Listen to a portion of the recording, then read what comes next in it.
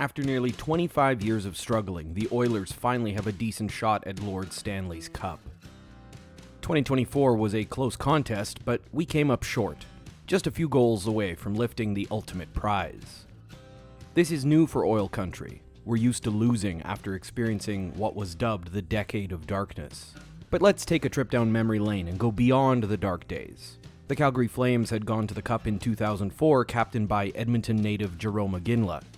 And after a lockout season due to the player salary cap negotiation, it seemed like anyone's cup to grab. So why not the Oil? Why not go on a heater and give it our all? Let's go back to the most unlikely cup run in the franchise's history. A run that lit the city on fire, both figuratively and literally.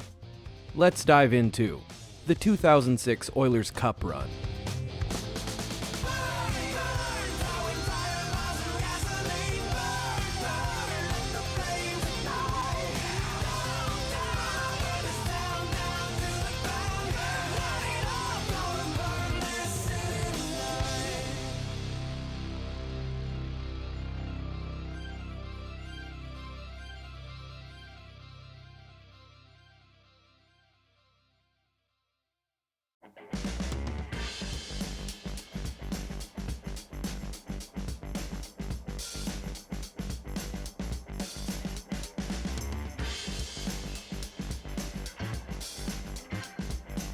It's crazy that we have to explain this, but the internet was a really different place back then. There were no big streaming or dominant social media sites yet. Most videos and pictures were downloaded off of PTP applications like Kazaa or simply embedded into websites.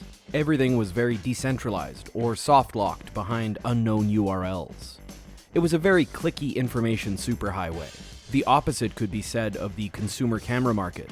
By 2006, prosumer quality digital cameras were in the hands of young adults, giving them access to hundreds of pictures that could be taken again and again. The youth of the world could finally put themselves on the anonymous internet for the very first time, not understanding the long-term consequences that would follow. I say this all to explain how we get to the best source of archiving what boots on the ground saw during the Cup Run riots, a local Edmonton Girls Gone Wild porn site called the Blue Mile. I'm going to omit as many faces, names, and hopefully all the nudity that I can. Girls Gone Wild was huge back in the day, so give these guys and gals a break. They were rolling with the zeitgeist. The regular season was over, and the Oilers squeaked into 8th place for the Western Conference playoffs. This meant that they were going up against the Detroit Red Wings, the winners of that year's President's Trophy. There was no way the Wings would lose this series. These Oilers were a far cry from the heydays last seen in the 1990s. It had been 16 years since the last Cup appearance. The dynasty was well in the rearview mirror, but new ownership had some tricks up their sleeve. Kevin Lowe, love him or hate him, made some really nice moves. Dwayne Rollison was traded for a first-round draft pick to the Wild, and Sergei Samsonov was traded for Marty Reisner and Jan Stastny. They were nice additions to the usual suspects: Jason and Ryan Smith, no relation, spelled differently, Sean Horkov, Fernando Pisani, Jared Stoll, Chris Pronger, Marc-Andre Bergeron, Rafi Torres, and Alish Hemsky. Those guys aren't pushovers, but since the enforcer position was more popular back then, they still needed some protection. That's where George Laraque, Steve Staios, and Ethan Morrow would come in. So at least they were going to win one game, right? Statistically, if we play hard enough, we will win one game in overtime possibly. Or give us double overtime twice and we take the Wings in 6? We hadn't played this well since 1997. The fans had no idea what to do but party. There were the typical celebrations about, very similar to the regular season watch parties, so nothing too crazy yet. Police Inspector Brian Boulanger tells reporters that we are not planning a no-fun city, and echoed Calgary's zero-tolerance policy put in place in their 2004 run. When the Flames went to the conference final in 2004, they did some healthy partying up and down 17th Ave Southwest. That's where all the good pubs were. They nicknamed it the Red Mile, as you could see miles and miles of only Flame jerseys. Fans started to bring their families' digital cameras to capture the atmosphere, and that's how flamesgirls.com was born. Along with the atmosphere, amateur cinematographers captured quite a bit of nudity. Seeing a potential content goldmine with the Oilers' playoff run, BlueMile.com was made to capitalize on the hype. It was just a couple of frat boys copying another bunch of frat boys' homework. The site became a Girls Gone Wild, gonzo journalism-style content aggregator, and proto-social media experience where the content is generated by the consumer. It's insanely lazy, but that's essentially what YouTube is nowadays.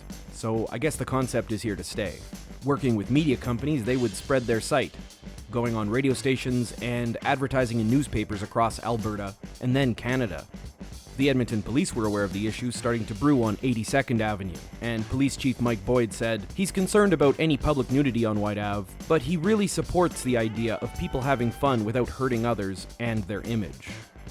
A local bar, the Thirsty Turtle, stocks up with 6,000 bead necklaces for the ensuing Breast Fest going to be hosted by the Blue Mile site. The Blue Mile founders assure the city of Edmonton that they will calm down and party hard, but by the rule of law. They'll try to keep the nudity inside the Turtle, and things are still quite tame. The Oilers' next opponent was the San Jose Sharks. They finished in a decent position.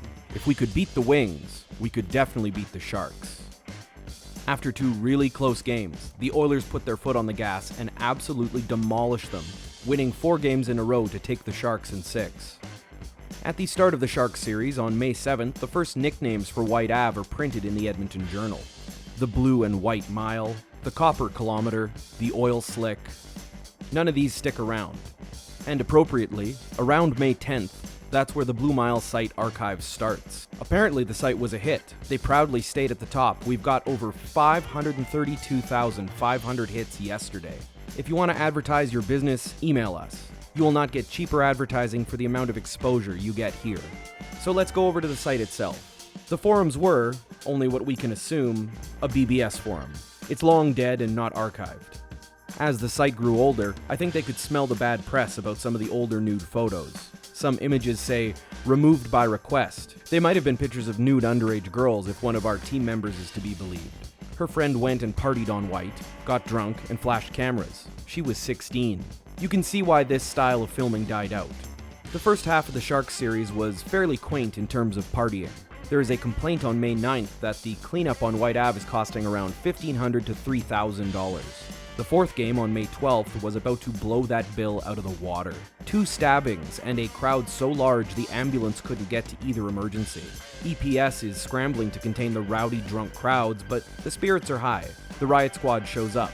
Bottles and fireworks are flying, and the crowd gets so loud they fail to hear sirens. Police are still hugging and high-fiving protesters, but there are also 49 arrests. It's not a full-blown riot yet, so let the good times roll. May 14th is much the same. Fairly tame aside from some pool balls being hurled at the riot squad. May 17th. 20,000 people jubilantly squeeze into Whyte Ave to celebrate our victory over the Sharks. The newspapers note that the public nudity is starting to become commonplace. The police are able to contain everyone and some token damage is done. The Red Wings and Sharks have been dispatched. Now on to the Ducks, who finished even lower than the Sharks in the standings. On May 19th, the surrounding municipalities send in more sheriffs to help EPS with processing and riot control. The nightly policing budget is around $50,000, hitting $84,000 during the May 12th riot.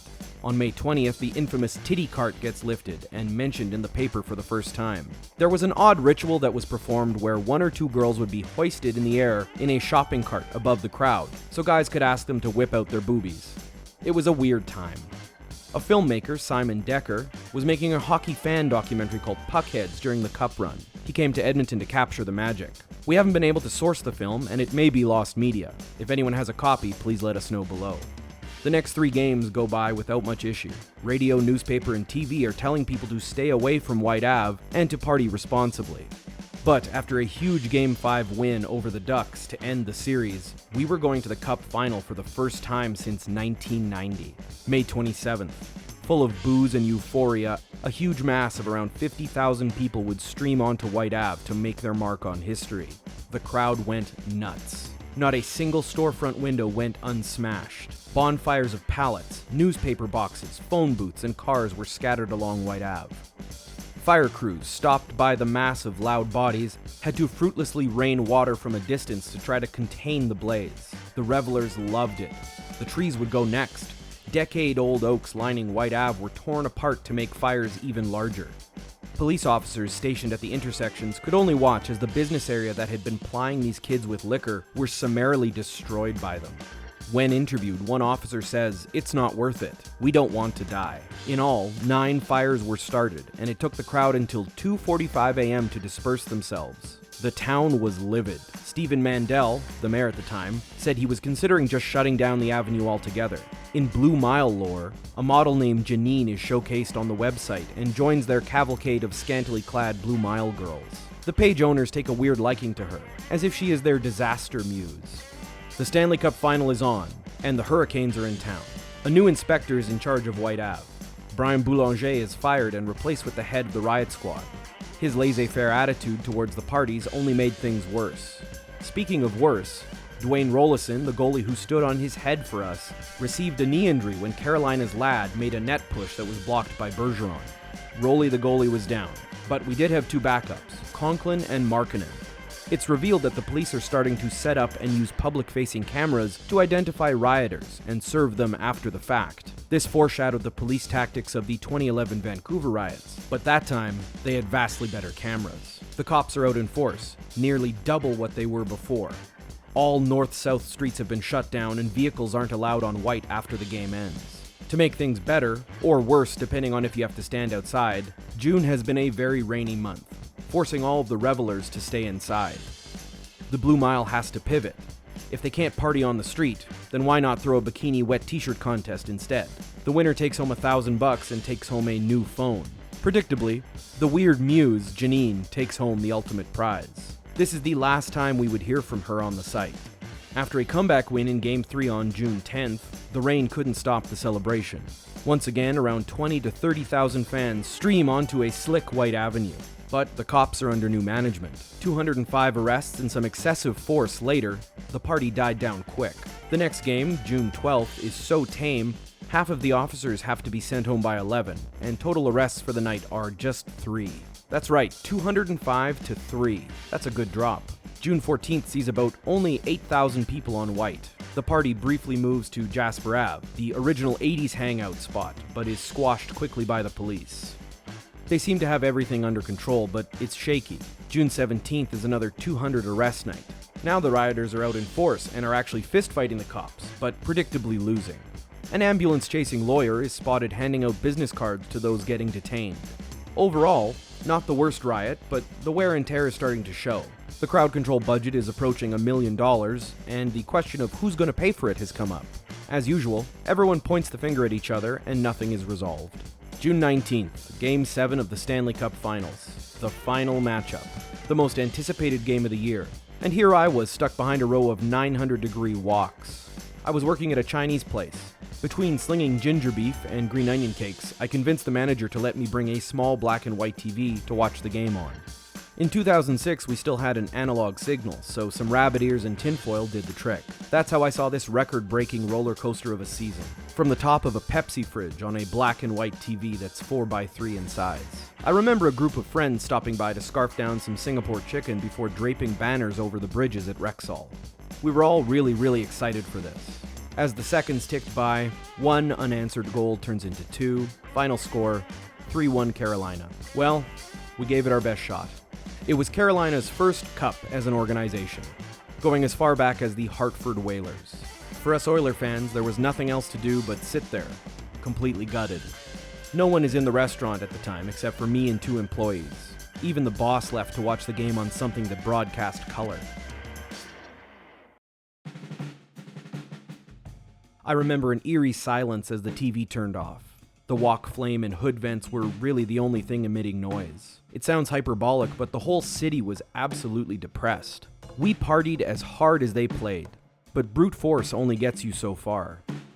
The Blue Mile would shut down a few years later, once the interest died down, and this is just an assumption, but I don't think this is something you'd want a potential employer to find. Social media had started to become a thing, and people could Google names. The shame had to be buried. The website owners tried to transition into a full-time porn site, even doing a photo shoot for Sumo Lounge beanbag chairs. A few more hockey posts would be put up, scoffing at the Flames fans and their loss in the postseason, but we had just started our decade of darkness, so who were the Oil to criticize? The enthusiasm just wasn't there anymore. Now it's 2025. The Stanley Cup Finals are here, and we're doing it again. The roller coaster ride is back, and the city is lit up. in a much more responsible way this time. The whole ice district and moss pit turned out to be a pretty good idea, at least from a policing standpoint. Thankfully, I'm not watching these playoffs on a small black and white TV, smelling of Chinese food when I get home. I'm watching them comfortably with the dive-in team. So say it with me, loud and proud. Let's go Oilers, bring the cup home, and thanks for watching, and for partying responsibly.